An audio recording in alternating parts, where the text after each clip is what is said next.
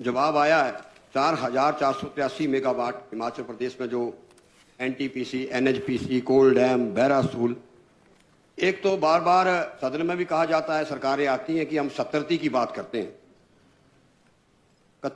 4,188 जो है नौकरियां दी गई, उसमें 817 नौकरियां सब प्रोजेक्टों में जो है हिमाचलियों को दी गई, जो कि जवाब आया है। दूसरा, मैंने पूछा था कि कितनी बिजली पैदा होती है, हिमाचल प्रदेश को कितना रेवेन्यू आता है। रेवेन्यू का तो उन्होंने गोलमोल ही कर दिया है। तीसरा, मैं पूछना चाहता हूं कि ये पीछे धौलासिद्ध और लूरी, सुन्नी और जो डूगर प्रोजेक्ट है, इसको इसके ये तो चलो पुराने प्रोजेक्ट हैं, लंबे से एनजेपीसी, एनटीपीसी। पहले इसका पूछ लो ना कि इसमें कितनी रॉयल्टी आती है। रॉयल्टी, इस पे कितनी रॉयल्टी, इसके साथ साथ मैं ऐड करना चाहता हूँ।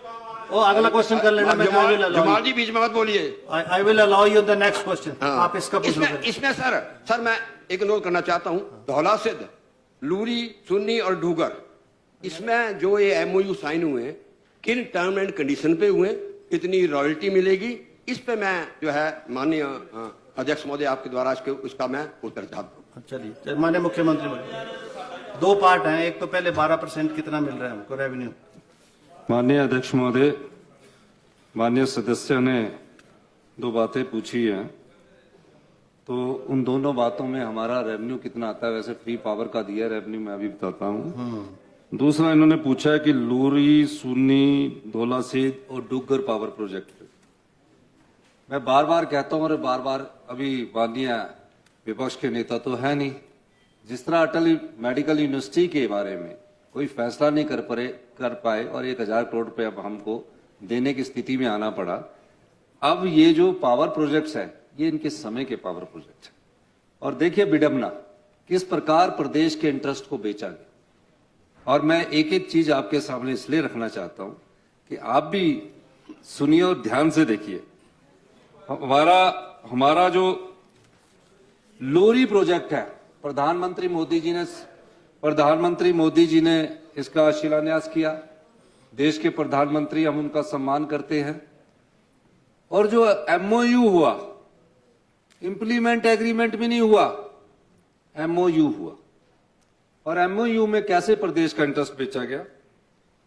12% फ्री पावर यूनिवर्सल है जो मिलती है। उसके बाद 2006 में मैडम स्टोक्स बिजली मंत्री थी, उन्होंने उसमें चेंजिंग लाई और हमने 12, 18, 30 और अपफ्रंट प्रीमियम की योजना लेकर हम लाए। लेकिन इन 4 प्रोजेक्टों में जो इनकी पिछली सरकार ने, जयराम ठाकुर जी जो यहाँ है नहीं अभी, क्योंकि उनको बहुत जल्दी गुस्सा आ जाना था, मैं आपको बताना चाह रहा हूं, जो लूरी प्रोजेक्ट है उसमें हमको 10 साल बाद 4% बिजली मिलेगी। कितने साल बाद? 10 साल बाद। और 11 से 25 साल बाद हम पहुंचेंगे, जब 11वें साल में और जब वो फ्री हो जाएगा प्रोजेक्ट, तो 8% मिलेगी। और जो 26 से 40 साल के बीच में 12% मिलेगी। और यही नहीं, सुन्नी जो हमारा पावर धौलासिद्ध है, धौलासिद्ध पावर प्रोजेक्ट्स में हमें 66 मेगावाट मेरे विधानसभा क्षेत्र में है। 12% बिजली 26 से 40 साल के बीच में मिलेगी।